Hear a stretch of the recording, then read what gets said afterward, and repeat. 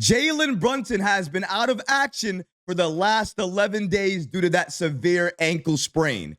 His reevaluation period should be coming up shortly, but thankfully, we do not have to wait until that time to get an update. Thanks to Shams of ESPN, he recently provided more information about Jalen Brunson, that ankle injury, and potentially when he can return for New York. Shout out to Shams of ESPN for giving us an update about Jalen Brunson's return timeline. According to Shams, Thursday marks 2 weeks for Jalen Brunson since he's been out. Sources tell me that it's more of a 3 to 4 week minimum return time frame for Jalen Brunson. That sidelines him through late March, early April. The key for the Knicks and Jalen Brunson is keeping the swelling down in that ankle, getting it lower, and then increasing the mobility in the ankle. They know they need to get him right for the playoffs. That's of the utmost importance. It will be a few more weeks away here for Jalen Brunson to return.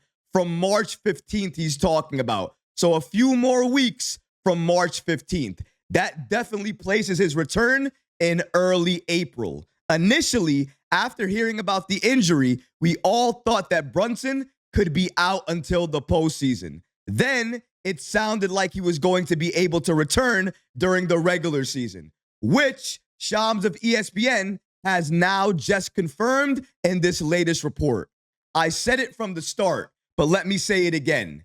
If Jalen Brunson is out, but he comes back for the last few games of the regular season just to get right, get his body right, his timing right, get the chemistry right, and then he's fully healthy and ready and available to go into the postseason and help the Knicks try to win that first series, I am going to be excited and hyped because I thought for the most part he potentially could miss the start of the postseason. If he's going to come back during the regular season, get to play a couple of regular season games, look like the old Jalen Brunson, and then the Knicks have a fully healthy Jalen Brunson going into the postseason, something I never thought New York would have.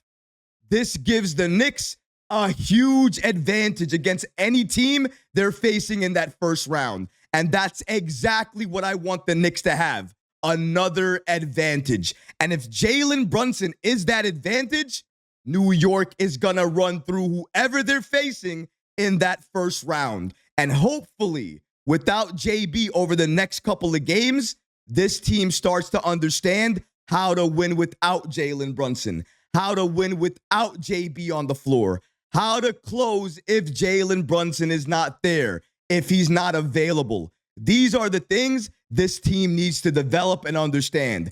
How to develop a second unit that you can trust while the starters are not out there. These are the things New York needs to do in Jalen Brunson's absence. Because when Brunson comes back, if he comes back to a starting unit that knows how to win without him, if he comes back to a team that now has a developed second unit, our team is going to be so much better than the team Jalen Brunson left when he got that ankle injury in the first place.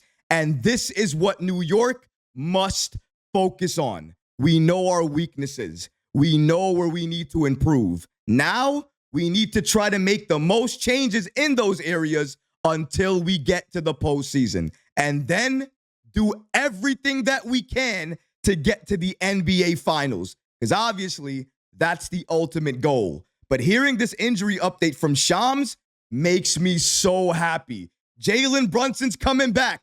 He's coming back during the regular season, and he's going to be ready, right, and available come the postseason.